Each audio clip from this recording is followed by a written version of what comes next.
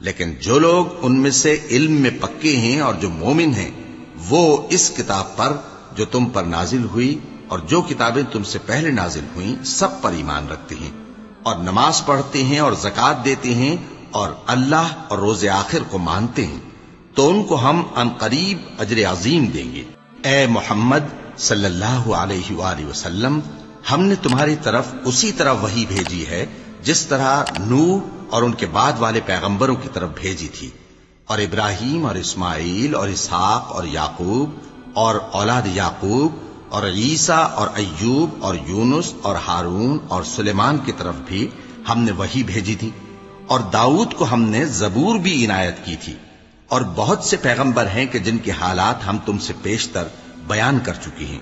اور بہت سے پیغمبر ہیں جن کے حالات ہم نے تم سے بیان نہیں کیے، اور موسیٰ سے تو اللہ نے خود کلام فرمایا۔ سب پیغمبروں کو اللہ نے خوشخبری سنانے والے اور ڈرانے والے بنا کر بھیجا تھا تاکہ پیغمبروں کے آنے کے بعد لوگوں کو اللہ کے خلاف کوئی حجت نہ ملے، اور اللہ غالب ہے، حکمت والا ہے۔ لیکن اللہ نے جو کتاب تم پر نازل کی ہے اس کی نسبت اللہ گواہی دیتا ہے کہ اس نے اپنے علم سے نازل کی ہے، اور فرشتے بھی گواہی دیتے ہیں، اور گواہ تو اللہ ہی کافی ہے۔ جن لوگوں نے کفر کیا اور لوگوں کو اللہ کے رستے سے روکا وہ رستے سے بھٹک کر دور جا پڑے۔ جو لوگ کافر ہوئے اور ظلم کرتے رہے اللہ ان کو بخشنے والا نہیں اور نہ انہیں رستہ ہی دکھائے گا، ہاں سوائے دوزخ کے رستے کے جس میں وہ ہمیشہ ہمیشہ رہیں گے، اور یہ بات اللہ کو آسان ہے۔ لوگوں، یہ پیغمبر تمہارے پاس تمہارے پروردگار کی طرف سے حق بات لے کر آئے ہیں، تو ان پر ایمان لاؤ، یہی تمہارے حق میں بہتر ہے، اور اگر کفر کرو گے تو جان رکھو کہ جو کچھ آسمانوں اور زمین میں ہے سب اللہ ہی کا ہے، اور اللہ سب کچھ جاننے والا ہے، حکمت والا ہے۔ اے اہل کتاب، اپنے دین کی بات میں حد سے نہ بڑھو، اور اللہ کے بارے میں حق کے سوا کچھ نہ کہو۔ مسیح یعنی مریم کے بیٹے عیسیٰ بس اللہ کے رسول ہی تھے، اور اس کا خاص حکم تھے جو اس نے مریم کی طرف بھیجا تھا، اور اس کی طرف سے ایک روح تھے، تو اللہ اور اس کے رسولوں پر ایمان لاؤ، اور یہ نہ کہو کہ خدا تین ہیں، اس اعتقاد سے باز آؤ کہ ایسا کرنا تمہارے حق میں بہتر ہے۔ اللہ ہی معبود واحد ہے اور اس سے پاک ہے کہ اس کی اولاد ہو۔ جو کچھ آسمانوں میں اور جو کچھ زمین میں ہے سب اسی کا ہے، اور اللہ ہی کارساز کافی ہے۔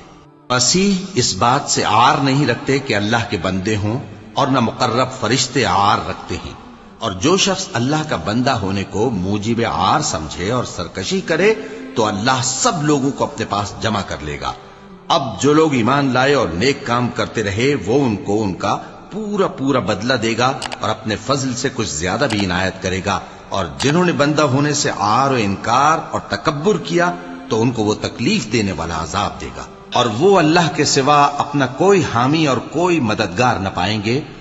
لوگوں، تمہارے پروردگار کی طرف سے تمہارے پاس ایک بڑی دلیل آ چکی ہے، اور ہم نے کفر اور ضلالت کا اندھیرا دور کرنے کو تمہاری طرف راہ روشن کرنے والا نور بھیج دیا ہے۔ پس جو لوگ اللہ پر ایمان لائے اور اس کے دین کی رسی کو مضبوط پکڑے رہے ان کو وہ اپنی رحمت اور فضل کی بہشتوں میں داخل کرے گا، اور اپنی طرف پہنچنے کا سیدھا رستہ دکھائے گا۔ اے پیغمبر، لوگ تم سے کلالہ کے بارے میں حکم دریافت کرتے ہیں، کہہ دو کہ اللہ کلالہ کے بارے میں یہ حکم دیتا ہے کہ اگر کوئی ایسا مرد مر جائے جس کے اولاد نہ ہو اور نہ ماں باپ اور اس کی ایک بہن ہو تو اس کو بھائی کے ترکے میں سے آدھا حصہ ملے گا،